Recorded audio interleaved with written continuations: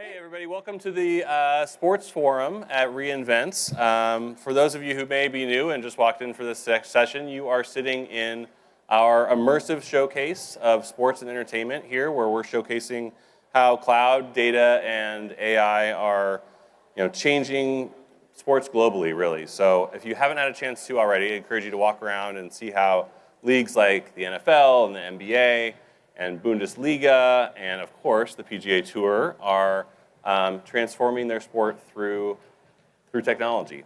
But today's session is all about golf, and I've got two amazing guests here with me. First of all, let me introduce myself. My name is Tyler Green.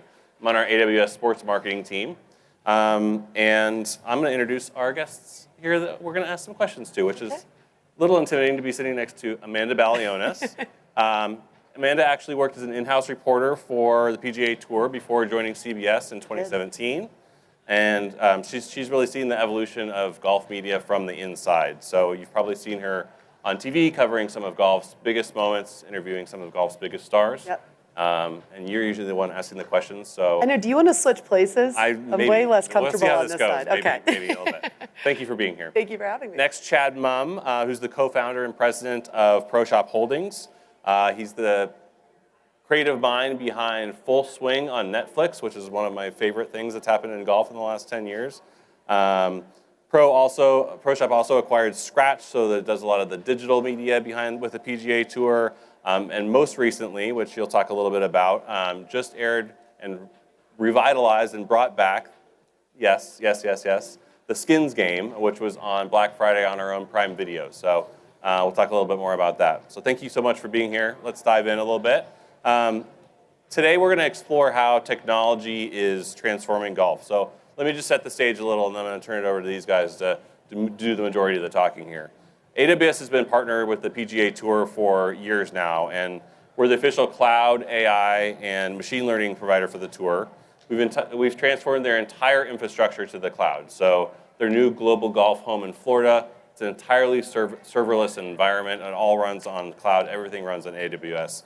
And as the backbone of their tech, we've been able to process 5 million data points per tournament, tracking everything from club head speed to ball spin rates to shot trajectories, all in real time.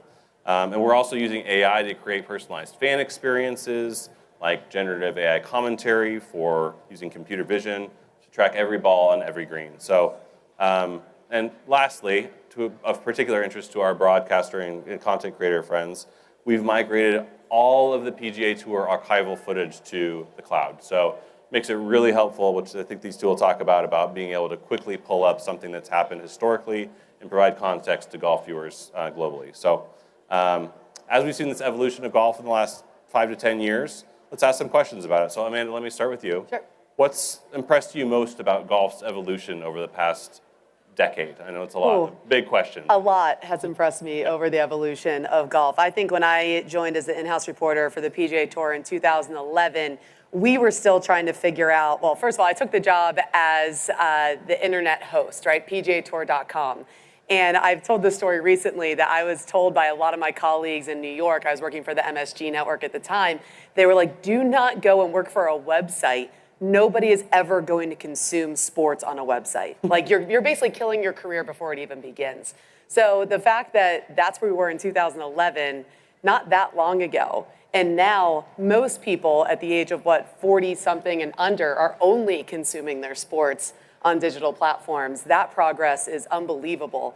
Also the way I think that we think as broadcasters, as rights holders with the PGA Tour, the way that we bring the product to the viewer. Yeah. I think before, golf especially was not created with the casual golf fan in mind. It was very much like, if you know, you know.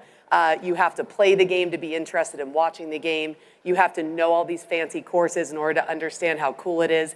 And now that's just not what it is, right? Now it's like, hey, we want all of these casual golf fans. We want to be able to cater to the Scratch index player and the 36 index player that maybe just plays once or twice a year. But the way that you have to do that is through technology, right? You have to make it more understandable to everybody across the board. So I think when you talk about making the game more accessible, really that goes hand in hand with increasing the technology to make it to not feel like you're making it out of reach for those who might not, who might already be intimidated by the game, truly. So it's making it less intimidating the more technology we're able to put into our broadcast. Yeah. A great segue to Chad. Chad, you've been a part of that evolution, right? With creating things like Full Swing and the Creator Classic and just different platforms. Like, talk to me about golf's evolution over the last decade from your perspective. God, I mean, you think about what Amanda was saying. How do you make golf more exciting to people? And I think one of the unique challenges of golf is it's very hard to see. The way golf is traditionally broadcast, it's hard to see and showcase how good these players are. I mean, there's a lot of conversation. Obviously, Amanda is at the Masters every single year. And Augusta National, every time, if you've ever been there to the Masters, everybody says it's way hillier than you expect. And you know, broadcast television has a way of sort of flattening things. And you know, the way golf traditionally was broadcast, you'd see a ball flying through the air. You had very little context. It'd land on the green. A player would be happy or sad. Just thinking about the improvement of shot tracking and shot tracing technology and what that's brought to allow fans to see how these players are shaping these shots and controlling their golf ball. I mean, that's one of the first, you know, of a myriad of different ways that technology has helped enhance the broadcast. And you think also about all the amazing data we have. I mean, golf, unlike a sport like soccer or even football, there's a lot of time in between shots that you have to build story. And that's what I think makes golf so great, is you can immediately say, okay, Rory's sitting here in the rough on the left side. His shot shape favors this for this reason. He's gotten up and down from here, you know, is expected birdie opportunity. You can create so much context. So then when the ball's flying through the air, you have these moments of excitement. And that's what ultimately makes, I think, golf such a thrilling sport. When you have the context and you see the ball flying through the air, it's an inherently dramatic moment as you're waiting. Is it going to be as close as we think? Yeah. You know, and I come back to, I don't know how many people here watched the Masters this year, but it's the most stressed out I've ever been on Sunday watching Rory, you know, try to get it done. But when he was standing to the left of that 15th hole, you know, he's got that second shot. I mean, imagine watching that broadcast 15 years ago. It would have been really exciting. But as soon as that ball flight comes out and you see it start to turn and you hear Jim's voice, is it enough? It is. Yeah. You know, the shot of a lifetime. Yeah. You know, I think we have so many more tools now to help contextualize how these pro athletes are getting things done out there and how good they are. And then the second thing I'd add is, like, golf's in the middle of a consumer boom right now. And, you know, in some ways there's 35 million golfers, 35 to 50, however you want to count it, in the United States alone. And a lot of that, 15 million of those people started playing golf kind of during COVID. And there's been a lot of this barrier to entry to golf that has come down. It used to be seen as this very elitist sport, sort of the country clubs, you know, kind of out of touch, old people sport. And the new wave of consumers that have come into the game, way more diverse, way more male-female split, almost 50-50, way younger. You know, you think about golf as an older demographic, the new people coming into the game, way, way younger. And the idea of getting a club in people's hands, it used to be you had to go to a golf course and play. Now it's through things like Topgolf or, you know, Putt Shack or simulators or, you know, even like video games and virtual reality golf. Like, there's so many ways to kind of experience golf and try for the first time. And then the other thing too, I think, you know, hopefully, look, some of the work that I've been lucky enough to be a part of, like Happy Gilmore 2 or Full Swing or Creator Classic or these projects, you know, we try to put golf into the pop culture consciousness, but you can't discount the, you know, thousands of influential people, whether it's LeBron James or Saquon Barkley or, you know, basically every country musician is in like a running game right now to see who's the best golfer. You know, golf has permeated culture. And, you know, young people these days see these athletes and these actors and these musicians and entertainers that they admire. And when they're out of season or off tour, they're on the golf course. Yep. And that has created this groundswell of consumer interest in the sport that I think actually the PGA Tour ratings are finally kind of catching up to this consumer wave that's happened. And I think that, you know, the future couldn't be brighter, not just for golf, but for the PGA Tour and pro golf in particular. Yeah. So let me follow up on that really quick with you. You talked about it a little bit there, but fan engagement. Fan engagement is a huge thing for AWS with our partnership with the Tour and now the DP World Tour. You know, the Creator Classic and the Skins game are sort of a new, differentiated way to engage and interact with the game of golf. Like, talk to me a little bit about how those came about and how the Tour has been supporting you there. Yeah, so the Creator Classic, if you're not familiar, we've got some great photos up here. But that was birthed in a breakfast meeting at the Players Championship sort of 2.5 years ago, where I had just completed, you know, Full Swing season 2, and I was catching up with Jay Monahan, who's the commissioner of the tour. And, you know, he said, well, what do you want to do next? You know, where's the opportunity? And I said, there are more people watching golf on YouTube now and on Instagram that don't tune into your broadcasts on the weekend. They're new superstars in the sport that are growing in followers. They're really good players, but, you know, they're making a living playing golf for audiences completely outside your ecosystem of the PGA Tour. And I said, you've invited them, piecemeal. I think they had done some stuff with No Laying Up and a couple of creators where they'd come out and done some practice round stuff. And my pitch was like, hey, instead of just dripping, let's just like open the floodgates. Why don't we invite all the top YouTube golf creators and Instagram golfers to a PGA Tour event, throw a golf tournament for them the day before the Tour Championship, give them a PGA Tour level experience, and we'll stream it on your YouTube channel, and hopefully like people think it's cool. And people did think it was cool. It became the most viewed piece of content that the PGA Tour had ever put on its YouTube channel. The combined total reach of all the 12 participants was like 140 million people. We did it on a Wednesday. The creative pitch was like, could we do Space Camp for golfers? I think this audience remembers Space Camp, but I went. I'm jealous. I never got to go. I went. Doing Space Camp meant like, how do we give these creators a chance to experience what it's like to be a PGA Tour player as close to the bone as possible? So it's on a tour setup. It's literally the day before. They teed off like 12 hours before the first tee times in the Tour Championship. We had about 5,000 people out watching them. It was live streamed. It was stroke play. They played the back nine. And I remember watching Colin Morikawa walking to the workout trailer, and there was a crowd of about 300 people, 8 deep on the rope line. And he's like, what is going on? There's more people watching these YouTube creators than there are watching us in our practice rounds. And so, I got to give major credit to the PGA Tour for being willing to kind of take a flyer on a really wild idea and kind of say, hey, not only are we going to invite you to play at our tournament before our kind of season-ending event, we're also going to give you access to all of our archive, and we're going to allow you to post content about you playing in this event to all of your own channels and intermix it. If you want to show your shot on the 10th hole, compare it to Scottie Scheffler's shot, you can have those rights. We're going to give you all the data, both your Tourcast performance data, all of the information about how you played, and from that event, not just this year, but all the way back. And so these creators, the 12 or 16 of them who we had, their combined reach of all the video content that they created together was like almost 50 million views. And so you took an event, a sleepy afternoon at a PGA Tour event. There's no Pro-Am at the Tour Championship. And we turned it into a content and sort of ratings bonanza and pushed a new audience. And so the last bit of data I'll throw at you guys was the audience for the first Creator Classic was 80% of the audience had never been a subscriber of the PGA Tour's YouTube channel. So it was reaching an entirely new audience than what they were used to reaching. And it's just a great example of, I think, them, maybe not thinking it fully through about just opening the doors to us and letting us run with it. And then we showed up that week and we're like, we're doing this. And they're like, we're really doing it? We're doing it.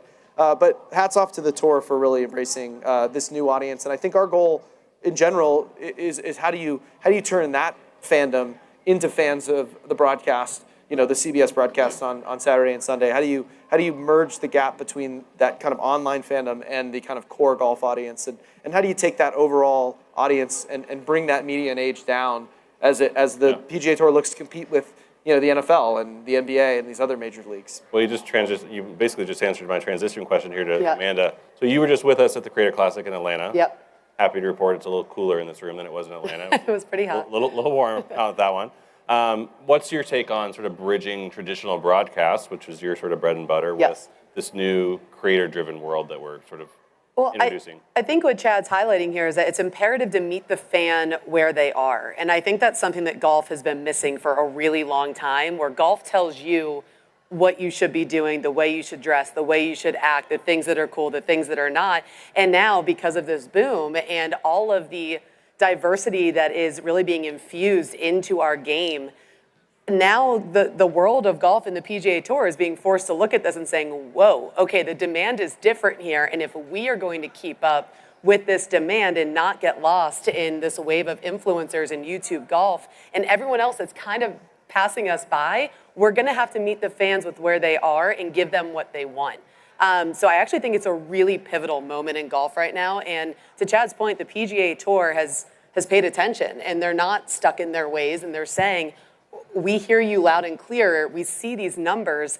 The stats don't lie. The data doesn't lie. We have to be able to evolve, and we have to stay flexible, and that's exactly what you're seeing. So the Creator Classic, I think, was a really great example, and I've stressed this a lot since my early days at PGATour.com. The cross-promotion of things, I think, can get lost in translation a lot, and I actually think it's one of the most important things that we can do if you're part of traditional media in any way, right? If we're doing something really cool on the internet, no matter what platform that is, that needs to make an impact then on our traditional platforms. How do we do that for the Creator Classic? Well, the greatest example was Tourcast, right?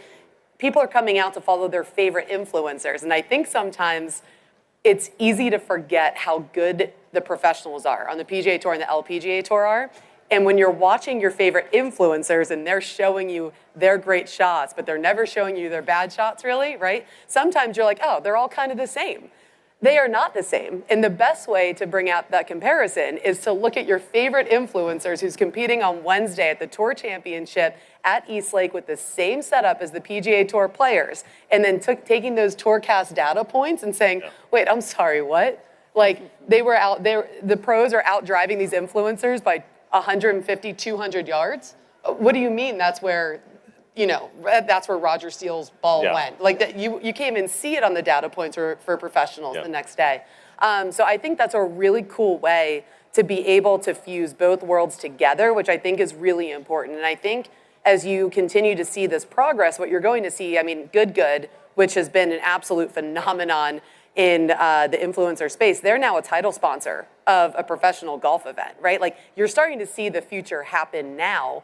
And I think what you're going to start to see is that us at CBS, we're not going to be able to ignore the Creator Classic on our broadcast. We're going to have to say, hey, let's take a look at a side-by-side screen comparison, between, I don't know, some of the No Laying Up or Barstool guys or whoever it is next to Scotty Scheffler or Max Homa or Rory McIlroy, whatever it is. So I think you're going to start to see that cross-promotion really hit, because then what happens?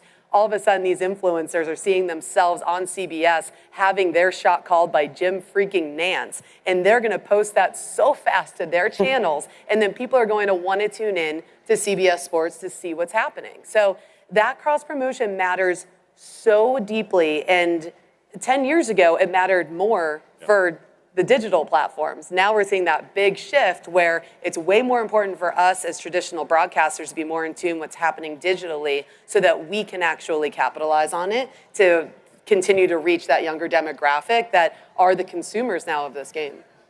I love when you interviewed like Solly at the Creator Classic, and he was just saying how humbling Tourcast was. He's just getting roasted by his buddies because you're seeing, you're used to seeing Tourcast and seeing Xander or Rory put it out in the middle of the fairway every time, and he's like, you're seeing it duck hook left into the trees. Or like when you're only seeing the best in the world do this with their stats, it's easy to get lost in just how good that is. I always say we should bring back that show, Pros versus Joes. Do you guys remember that show? I was obsessed with that when I was younger. Maybe that should be the next thing, Chad. Let's do it. I'm ready. I think that would be incredible. Chad's in the business of reviving things. But that basically is like a miniature version of what this is, right? Your favorite Joe versus your favorite pro, and they are in two different stratospheres, even though it's on the same golf course. It's very cool. Yeah, one thing to add to that, I think, like to speak to the two most viral moments from the second Creator Classic, the one we did at the Players Championship. So, the most famous hole in golf, probably, I'd say the 17th hole at TPC Sawgrass. In all of golf? The Island Green. We had this debate, actually, on my podcast. Is it the most famous hole? We're getting, no. I'd say to a cat. Augusta National might have something to say about 12 that. or 13? Yeah, what do you mean, 12? All right, well, I'd say 12 and 17 at Sawgrass. We'll take a vote on this at the end of the panel, yes. Okay, so, talk about this exact thing, the pros versus Joes. The two moments that went viral, so we played the back nine at Sawgrass on the Wednesday before, and there were two moments. One was Trent from Barstool, who made like a 14 on that hole because he hit it in the water like 8 times, and he had a crowd of about, I don't know, call it 1,000 people saying, one more, every time he'd hit it in the water. And when that ball finally landed on the green, the crowd went up like he won the golf tournament. The roar was incredible. One of us. All over the golf course. Yeah. So it was like a one of us moment, And then, by the way, you flash forward to the following Monday, Rory McIlroy winning on that hole in a playoff against J.J. Spawn. But anyway, going back, so the first moment was Trent just showing what a regular Joe would do on one of these really hard golf courses with all the pressure of people watching live. And then the other moment was, I don't know if you follow Bob Does Sports, but one of their talents is a guy named Fat Perez.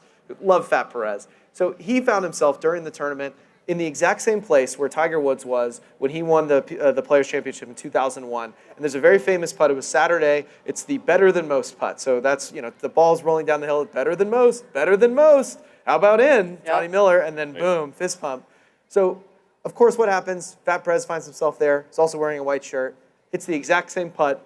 Drains it from the exact same spot. Almost exactly to the exact second that Tiger does. And so we immediately were able to, like, given that all the PGA Tour archive is all in the cloud now, our team on the broadcast was able to go find that clip of Tiger, marry it next to Fat Perez's putt, and they put out a tweet that was fatter than most. Which we got into a little bit of trouble. Kind of rude, honestly. A little trouble for that, but it ended up going viral, and I think just another great example of look, it's a Wednesday. You know, it was a way to embrace this new audience and bring them closer to the tour. I think the other advantage the tour has is their events are a week long. You know, an NFL game is just on Sunday. You know, they're not taking over a town for a whole week. The PGA Tour, you know, that basically the event starts on Monday, runs all the way through the weekend. You've got practice rounds, you've got Thursday, Friday early rounds, Saturday, Sunday, and so for fan engagement, why not reach out to that community and create opportunities to introduce a different audience to what's going on at that golf course, and over time, like, turn them into fans that will come back and maybe bring their kids and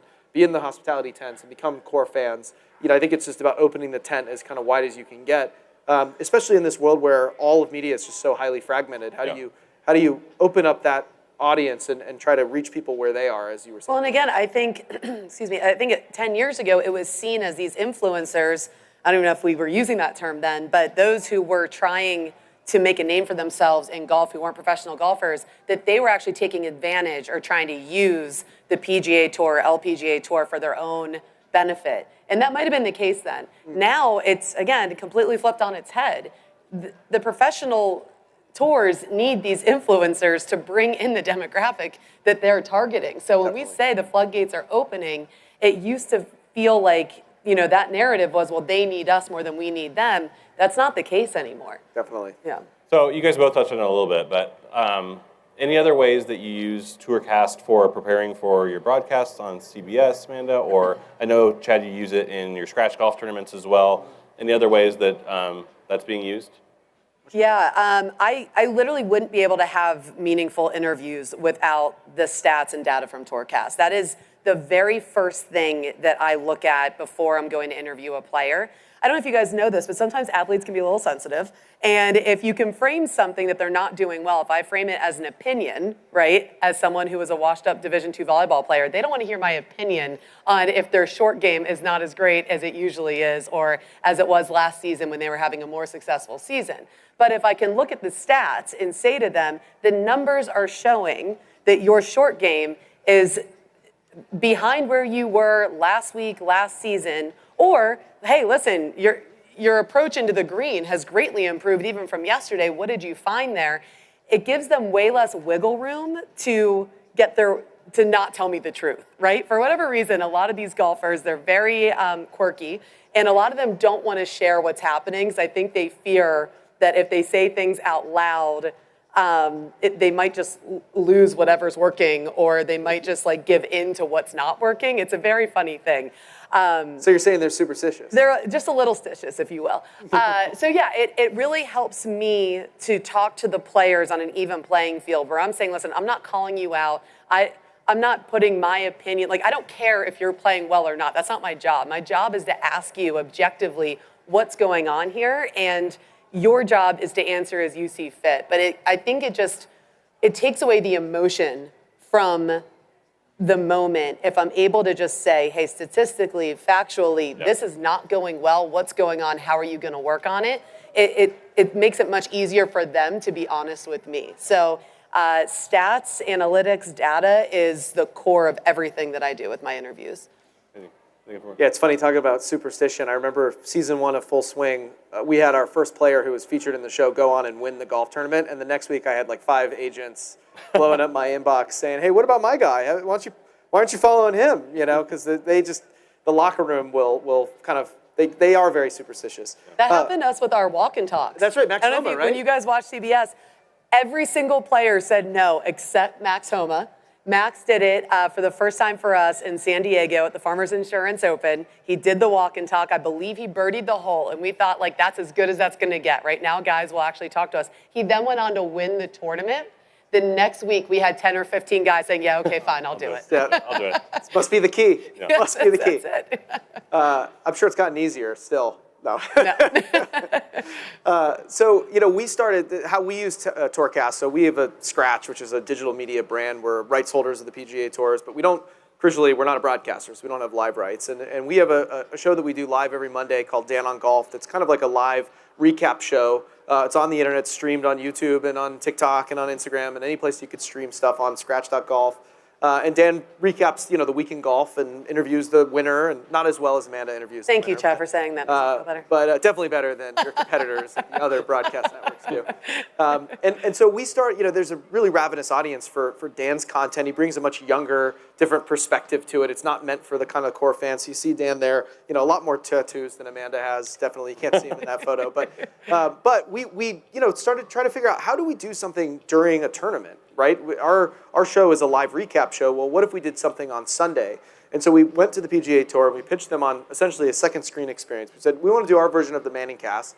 Can we, sit Dan and his colleague in a studio and look at Tourcast and essentially, tell everybody, hey, watch the tournament live on CBS, but you can also have this on a second screen, and we're just going to comment on stuff. And so the entire live broadcast, Dan is referencing Tourcast. We've got it picture in picture. We have live leaderboards. He's looking at the stats. He's trying to tell the story. And because he's not having to call live golf shots, he's letting the professionals do that. He's able to tease out these really interesting storylines. And we've been able to uncover a lot of really kind of very wonky stuff in the data for the Tourcast. And the first time we did it, I think we had about 20,000 people watching his thing live while we're also watching it on the broadcast. And then the next day, we recut the show. We include all of the shots, now the actual highlights of the shots in the moment. And his reactions to tournament-winning putts are getting millions and millions of views, because it's fun to basically put yourself in the shoes of a viewer and kind of relive a great moment. When you see a putt drop and the players celebrating, and you see Dan and Ben here, and they're jumping out of their seats celebrating,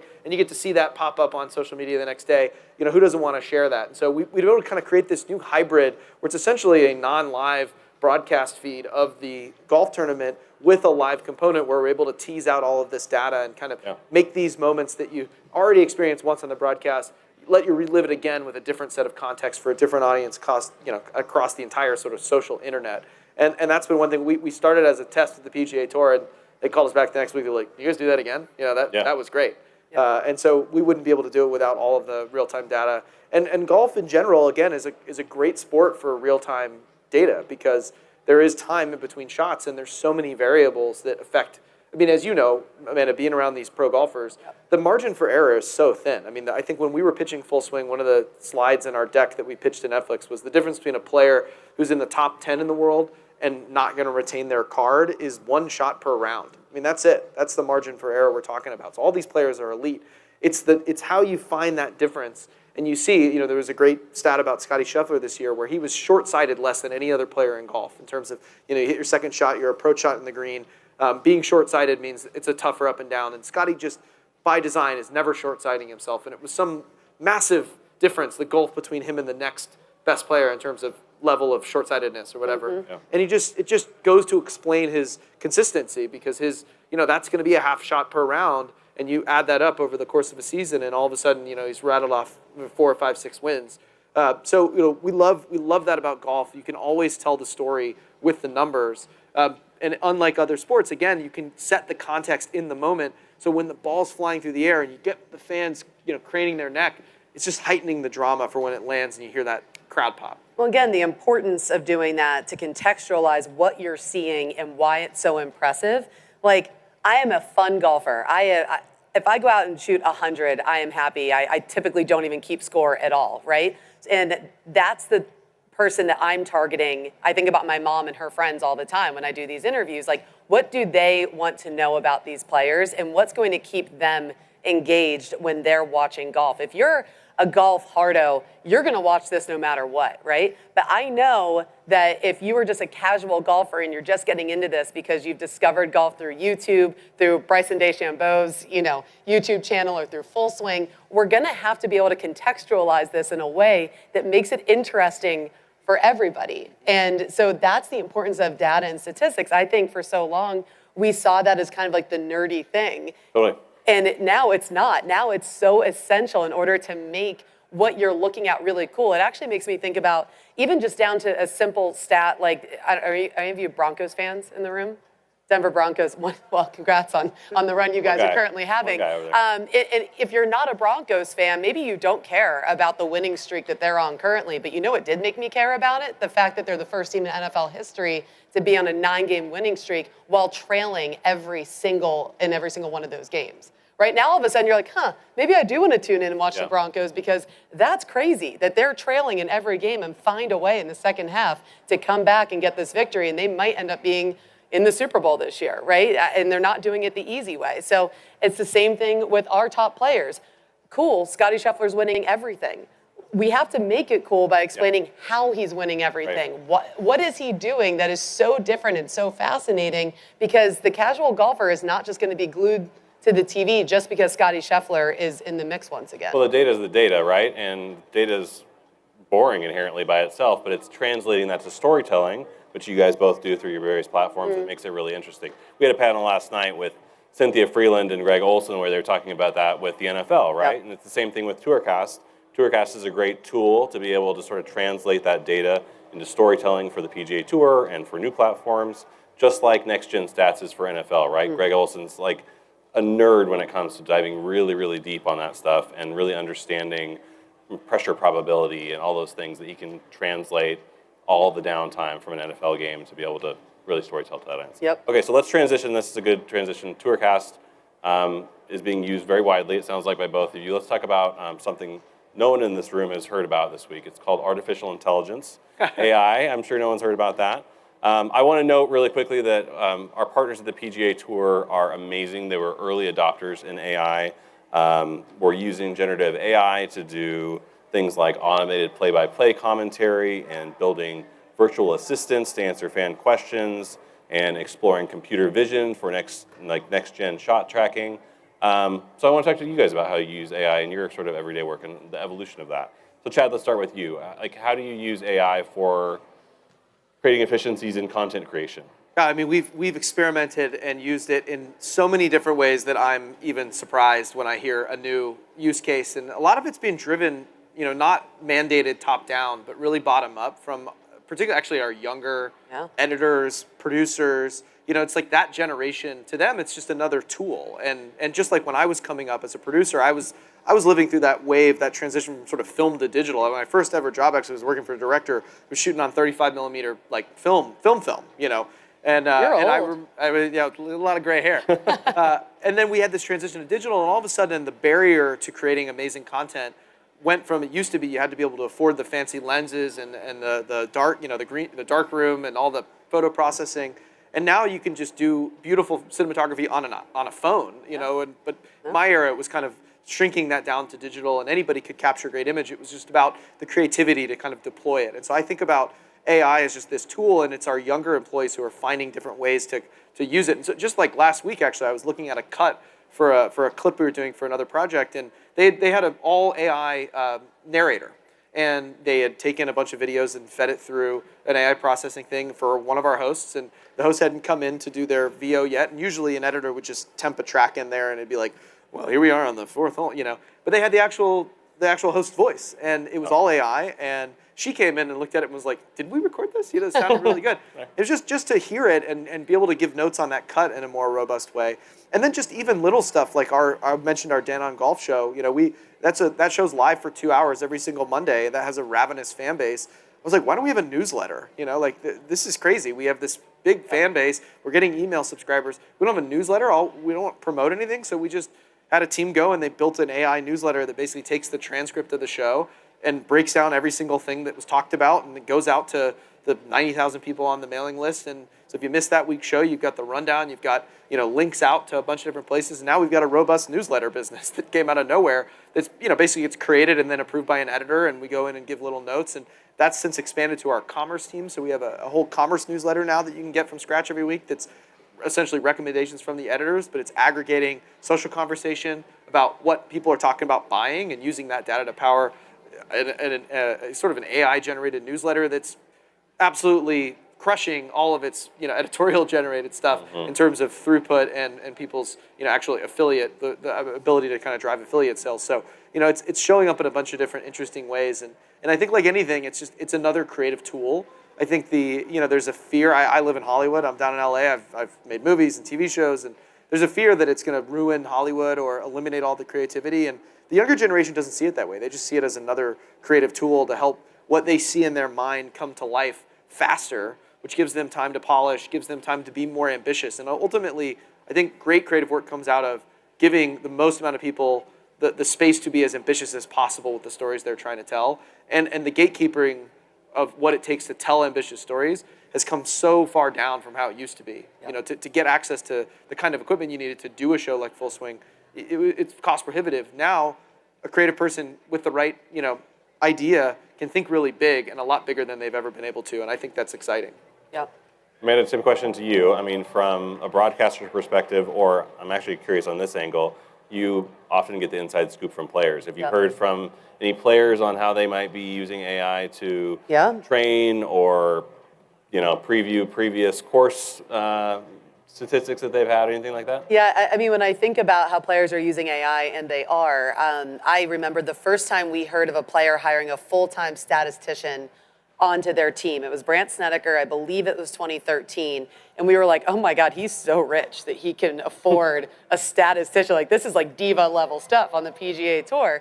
And what we came to realize very quickly was that he was way ahead of his time. Like, he had a guy full-time manually breaking down every single thing about every round that he played competitively on the PGA Tour, and then that dictated what he was going to work on the following week.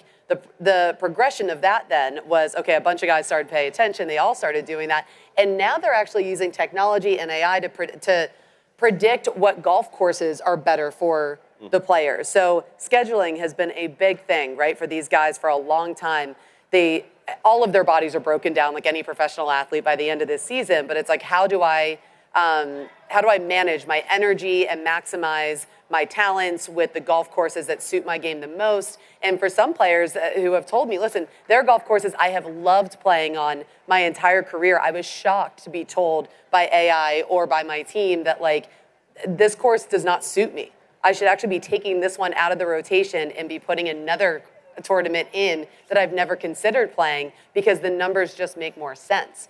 So that's one of the ways that you've kind of seen the progress of technology and specifically AI. And I know this will all shock you guys, but Bryson is probably the first player to openly talk about how AI helped him not only to win a tournament, but win a major championship. He actually credited an AI company for helping him win the US Open. And he was using that on the range every single day before and after every round. There's also been at the Masters, AIs being used. That was one of the coolest pieces of technology. Again, I use technology and I use stats and analytics to create a more equal playing field between myself and the players so that we're taking emotion out of things.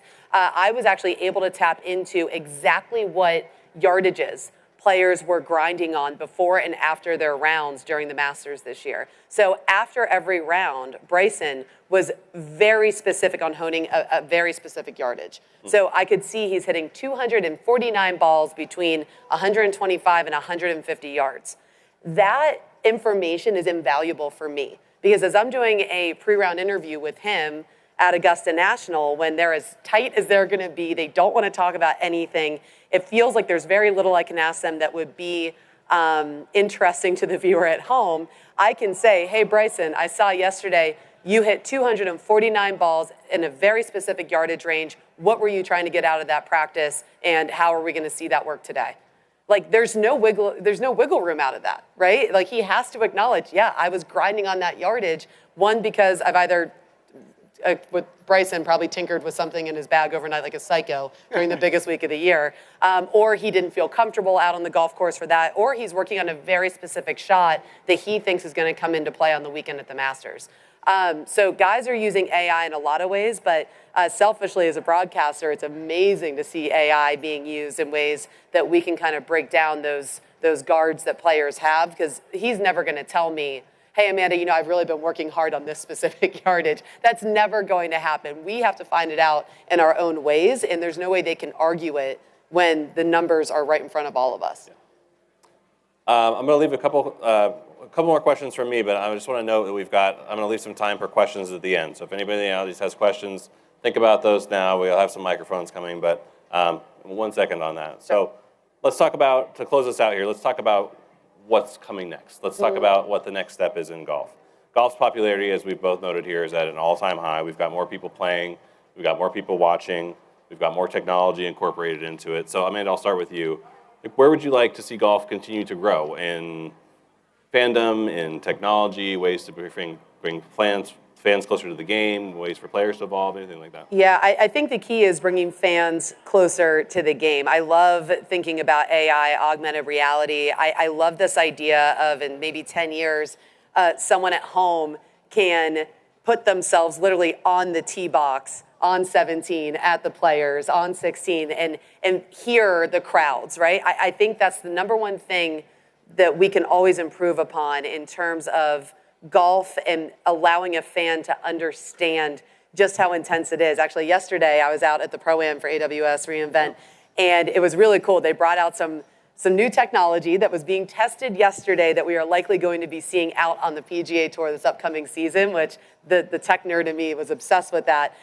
They brought out Dan Hicks and Bones Mackay to call golf shots, and then I did some post-round interviews after a specific hole.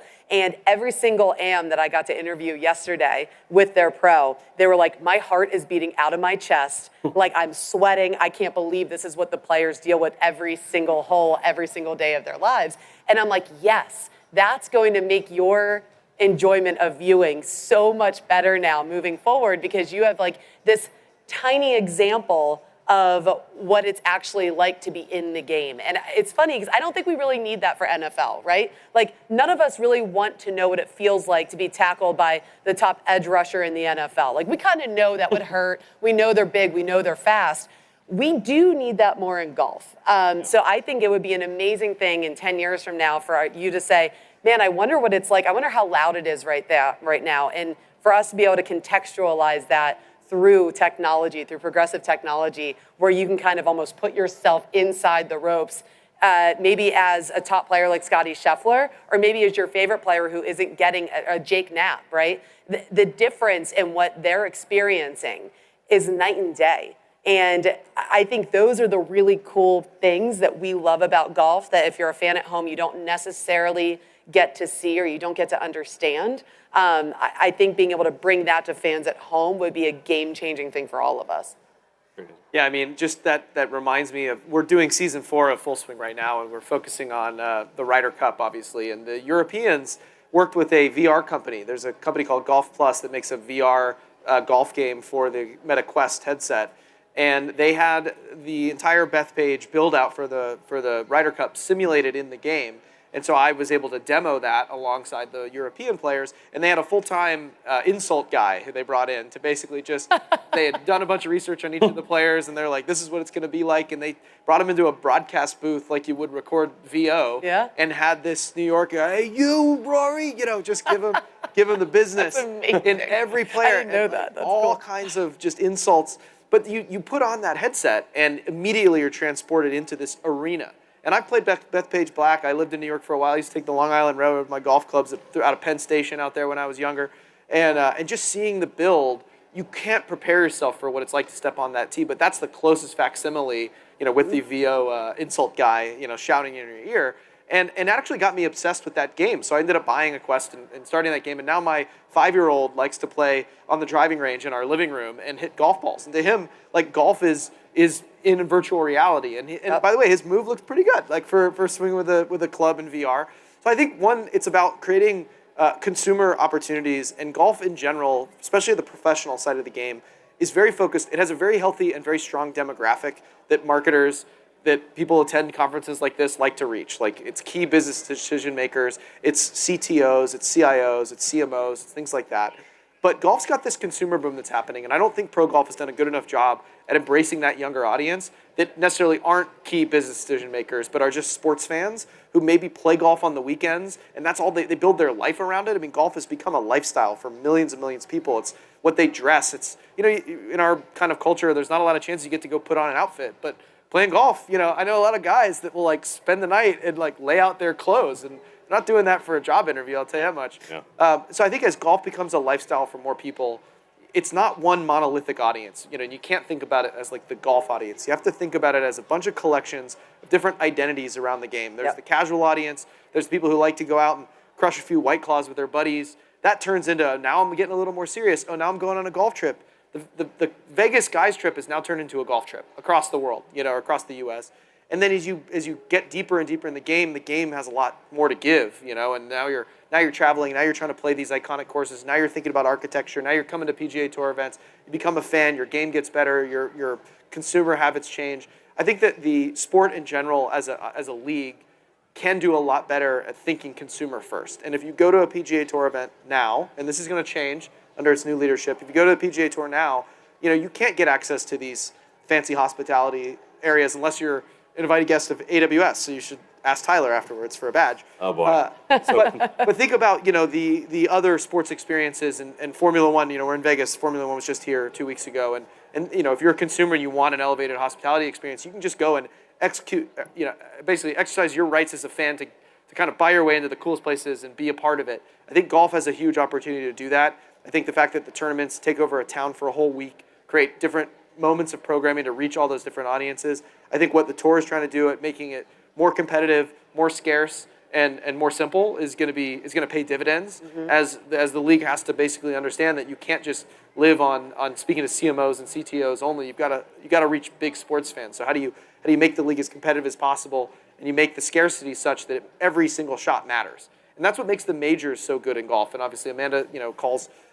She's there at half of them. Half of them. And you know, my favorite one. That's my favorite one. And it matters. Every shot matters at the Masters. The whole week is this build-up, and I think that you know, that is because it's the most fan-first event in golf. It is, you know, as crazy as that sounds, you know, as inaccessible as Augusta National can be. As a fan, it's the greatest fan experience. You're free of, there's no phones. You're walking. They give you every information. It's a beautiful place. I think that what they've been able to do to kind of capture fan attention and then capture the world's attention during the week of the tournament is something you're going to see more and more out of the PGA Tour. And you know, hopefully, our job and my job at our company is to help kind of continue to put golf into pop culture and continue to kind of push its relevance and make it part of that fabric of what young people are talking about. Just like the latest movie release or the latest record release, they're talking about golf now. And that's an amazing place. If you would have asked me 10 years ago if that's where we would have been when I was trying to pitch, you know, Full Swing. You know, I remember the Netflix execs asked, like, be honest, is there any drama in pro golf? And I was like, well, sometimes, you know, people break the rules. You know, they get in arguments over lies and stuff like that. And then, of course, year one, we have the live schism and, you know, the most drama of any sport probably. So, you know, I'm really bullish on the future of golf. I think the uniting of the kind of consumer boom that we're seeing with what's happening in the pro game, all enabled by great technology that helps casual fans understand what's happening. Ultimately, that's what simplicity is. Like, there's no simpler sport than soccer. Ball goes in net, you get point. Like, how do you make golf easy to follow? How do you set the stage? Because you have all this downtime to build context and build story. And again, I don't think there's anything more exciting than watching a ball flying through the air and seeing the next crane and that pop when a ball lands next to the hole when it really matters. And it's all about the storytelling and the context that you set to make those moments matter and have more of those throughout a professional season. Also, the new leadership he's talking about, our new CEO came from the NFL. He was Roger Goodell's like right-hand man. I can't imagine a better person. This guy has seen it all. He's done it all. He understands the business of the biggest sport in the world, really. I mean, you look, the NFL's a different beast than anything else. So to have that big of an idea and understanding of what it takes to make things work and then come into the PGA Tour, I think you're going to see a lot of changes very quickly in a very positive way. Yeah, well, and just the last thing to add on that, I think when I first pitched him on the PGA, on Full Swing, it was actually funny you mentioned 2011 when Amanda first started working for PGATour.com. I was also down there in 2011. PGA Tour smartly was trying to get smarter about digital, and I was working at a digital media company called Vox Media back then, and I led a little I'm a golf nerd, if you can't tell, absolute golf, like sicko and wonk. But I led this delegation down there to help them sort of rethink how to reach a digital audience. And at the time, it was like, how do we reach millennials? Now millennials have got a bunch of gray hair. Now we're old. Now we're old. But the two things I pitched them was you should start a new channel, a new digital channel that can carry a lot more voice than you would be able to do without that PGA Tour badge, but give it rights and create a new brand around that. And the second thing is you can't ride Tiger's coattails forever. So you got to turn your next generation of stars into stars. And these these are players that haven't had the media walls built around them in the same way that Tiger has, and they grew up, sort of on social media, and they're a little more open to stuff. And so they said no to both things, and went on and created Scratch, which we now own, which is funny. And then it took another 9 years to finally talk them into doing Full Swing. But that's ultimately what the tour has to do, is turn these amazing athletes that they have into superstars. And the way to do that is more access, more context, bring fans closer. And I think golf has a huge advantage in some ways over the NFL because the players aren't wearing helmets. Yeah. It's easy to create a superstar golfer. If you look at the most famous athletes in history and the richest athletes in history, like 3 or 4 of them are golfers. Jack Nicklaus, Arnold Palmer, Tiger Woods, Phil Mickelson, some of the highest grossing athletes in history. And it's because their face, they're on camera up close, every single weekend. So, I think golf has a tremendous opportunity. I thought we were going Messi, Beckham. I thought we were going all soccer at that time when you were going to say that. Oh, yeah. Yeah, those guys too, probably. Those guys are pretty LeBron, famous yeah, too. They're doing all right. But no, there's a huge advantage there, and I think the tour has the ingredients it needs to kind of bridge the gap into the future, and especially as we look at the next iteration of where golf will be consumed, starting in the 2030s and in this kind of new over-the-top ecosystem of kind of reaching fans where they are. I think it couldn't be more exciting to be in golf. I'm lucky I get to hang out with you guys and Amanda. She's always been one of my favorites. Been a part of Full Swing since season 1, Yeah? making us look smart. I don't know So we're honestly just excited to be here and happy to answer your questions. I don't know if we're getting questions. No, thank you for. As a golf sicko myself, I am incredibly encouraged and excited about the future of golf, and awesome to hear both of your. Well, yeah, am I the only one up here holding it down for the golf casual fan? Listen, someone has to do it. It's going to be me, I guess. Right. Yeah. You're have the most important audience. A couple minutes left for any questions that we might have. So if you have a question, go ahead and throw your hands up, and somebody will come, I think, with microphones in the back to deliver. Is that you? Any questions out there? I saw a couple hands over here. Yeah, and over here. Hi, I was wondering if we could revisit your comments about the live schism. It seems like a lot of golf strategy that you've discussed today is about capturing saturated markets in geographies that already are aware of the game. How do you balance that with expansion into new territory? I guess that's for me, since I was the one who brought up live. Yeah. All you, Chad. I think golf's growing internationally as well. Not as much or as rapidly as it's growing in the U.S., but it's definitely growing internationally. I think, look, I don't run the PGA Tour. I have a company that has the rights deal with the tour, so I can't say what the PGA Tour thinks. I personally think that the Olympics is going to be the greatest advertisement for global golf over the next 10 years. I have a podcast that we just talk a bunch of sitting around after a round of golf. That's kind of one of the things we talk about is what is the best chance of being the 5th major? And I would say that's the Olympics. I think that you're going to see golf in the Southern Hemisphere, which you've never really get to see other than this weekend at Royal Melbourne. You get international audiences wrapped up in the context of nationalism and tribalism, which creates fandom. It's easy to make it binary. I'm for us versus them. That's what makes the Ryder Cup so compelling. And so I think the Olympics is going to do more for global golf than any other initiative. I think Augusta National obviously has made a huge priority to reach out to other territories. They have their international. I do that. The Pacific Asia Amateur, Asia Pacific, AAC. Asia Pacific Amateur Championship. I do that one every year. And the Latin American Championship. And the Latin America Championship. And you are literally seeing the growth in places like Oman and Iraq and Iran. We were just in Dubai, so in the UAE, how golf is really starting to catch on and expand. That's certainly helping. But to your point, I think what LIV has done very well is they are bringing golf to these golf-hungry places, right? Like Australia is obsessed with their golf. That Sandbelt has some of the top golf courses in the world, and the PGA Tour doesn't even sniff it unless we're going there for a President's Cup, right? So what did LIV say? They're like, oh, of course, with their former leader, with Greg Norman, they're like, we're going to go back to Australia and New Zealand and give these people what they want. And it's by far their most lucrative golf tournament, right? So to your point, there are places clearly that the PGA Tour needs to do a better job at continuing to grow and hit on those fan bases who feel like we love the game more than anybody. Why are you depriving us of a professional tournament?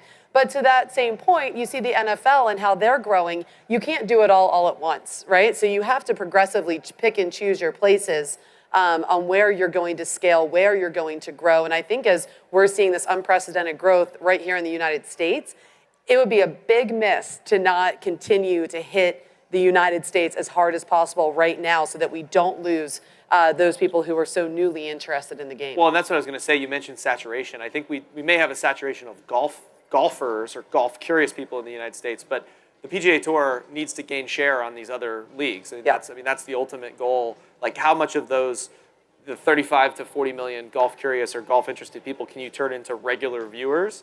Like, that's the opportunity. And so that, yes, the golfer might be saturated, but the share of that audience that's tuning into the PGA Tour is there's still tons of upside there. The other thing I'd point out too is the DP World Tour and their embrace of sort of national opens, and you've seen like Rory really make that a priority. Yep. Now that he's got his Grand Slam and he's won the Masters, I think playing in India, playing in Ireland, playing in Scotland, like India was an unbelievable win for the entire game of golf. Totally. That was unreal.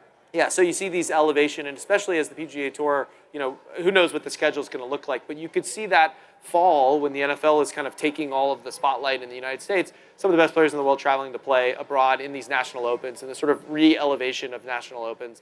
I still want to predict that the Olympics is going to do more than any of it because I think it's going to mean more to these players to win an Olympics now that you've looked at the winners that we've had, Justin Rose, Xander, Scotty, Lydia. Yep. So anyway, Nelly? Make the guess on what's the fifth major in 20 years. My guess is going to say it's the Olympics. Yep. I think we have time for maybe one more question. Anybody got a hand up? Hi, as a fellow golf sicko, Right there. I kind of followed the story of Grant getting the sponsors exemption to I think it was the Barracuda. Barracuda, yeah. And his decline, right? Yep. Because he couldn't put it on his channel.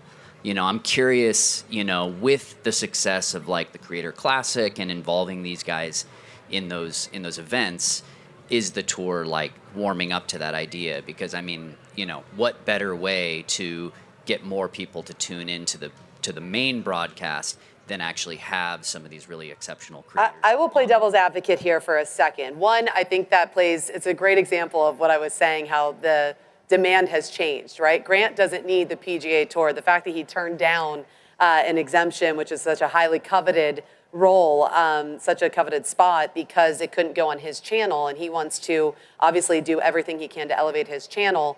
The fact that he could turn that down says a lot about where we're at in the game of golf.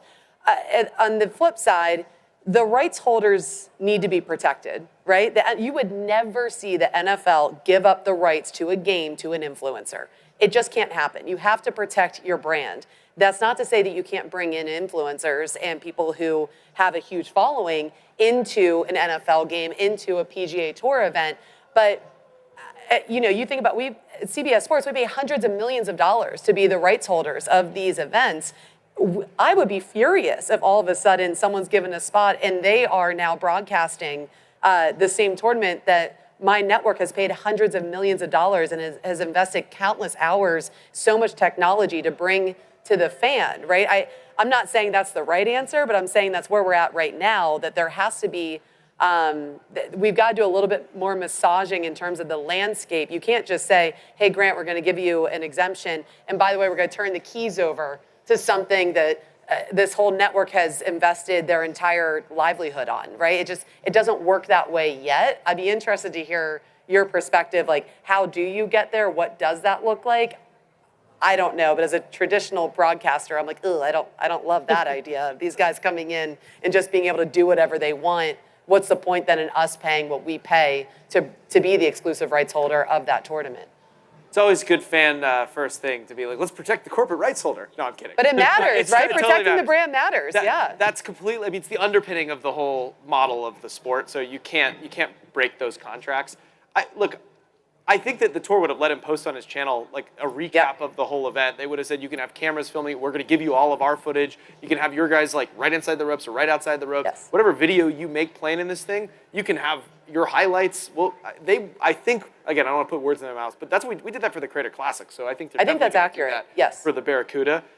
So who knows why he said no? Might have been he just liked the attention and wanted to see if it was something that his fans were excited about, and then. I think no he idea. wanted to live stream during the tournament, right? I think that was the idea. That was the break. He's like, we'll live simulcast on his channel, and you're like, you can't break the model for any influencer, honestly. And I will say the tour, like, they did change their rules about social media posts. So now, when there was a big complaint when the live thing happened that players didn't have the ability to post their highlights on their own channels. That's all changed now. They can. That narrative gets trotted out a lot, but it is completely true that like if Rory McIlroy had a YouTube channel, he could post his highlights on that channel like the day after, you know. And none of those guys, they're trying to win golf tournaments. They're not focused on their YouTube, which maybe they should be, by the way, more. Some are, look what Bryson's done, Yeah. and some are taking it more seriously. So anyway, I think we're in this interesting place, as Amanda said, where a guy like Grant doesn't necessarily need the PGA Tour. But is a guy like Grant going to be around in 20 years? Like, who knows? The PGA Tour has to be around in 20 years. Yeah. That's like, it's an existential question for them. And how do they balance reaching those new fans, getting people interested in these smaller events that could use an audience pop for sure, like the Barracuda would, and do it in a way that doesn't break the model. So. Well, and I think the NFL has done the best job out of any sport of bringing in influencers and people from the outside while still protecting the brand, right? Protecting the shield. There is no sports organization that protects their own product more than the NFL. The amount of rules that there are, like even as a sideline reporter for the NFL, I'm not allowed to post a lot of things from the sidelines, right? Like the NFL, even though we're the rights holders and I'm there broadcasting the game for CBS, for an NFL game, I'm not allowed to do 90% of the stuff that I'm allowed to do on the PGA Tour. So I think it's easy to say, just because maybe golf's a little bit smaller and we're obviously trying to reach a bigger audience, that like, hey, you should give in more. I don't know if that's necessarily the truth when it comes to being inside the ropes during tournament time, that everything outside of that is totally fair game, and everything you want to collect during those times and then post after, I think is fair game as well. So I think it's just that balance. I mean, live sports is still the underpinning of the entire media ecosystem, essentially, and it's the one place where we get as close as possible to like monoculture these days. Used to be we all sit around and watch Seinfeld. Sorry, it's aging myself. But live sports is the kind of underpinning of this entire ecosystem, and so the live component I think is has to be sacrosanct and has to be protected, but also you got to surround that with stuff so people understand what the context is, what makes it exciting, what makes it thrilling. Because it really is, you cannot recreate the excitement of live sports when amazing sports things happen, and that's what we always talk about. Again, not come back to full swing, but like Matt Fitzpatrick winning the U.S. Open, like the greatest sports moment I've ever stood and watched, because we've been following him all season. He was like such a long shot to win. And sports has this way of writing stories that you could never script. And I think that's what gives it its relevance. That's why we're sitting here at this amazing conference and talking about live sports, because ultimately it is the thing that you can't write. And people, in a world where more and more feeds are being customized for you and everybody's content is customized for them, and that's only going to get more and more, engagement driven by, AI content creation and customizing and all those algorithms. The fact that we can all share an experience watching live sports is one of the few things we have left where we can do that. So. Yeah. Thank you both for being here. Chad, thank you. Amanda, thank you so much for being here. Unfortunately, we're out of time for questions. I would talk about golf all day if I could, but we are moving on to the next session. So thank you all for coming who are in the audience. Thanks all for coming who are watching this on demand. Hi, Mom. Thanks for watching. If you're interested in finding out more about the PGA Tour, there's some definite spots around there you should come check out and learn more about AWS and the PGA Tour. Thank you, guys. Thank you, guys. Thanks, everybody.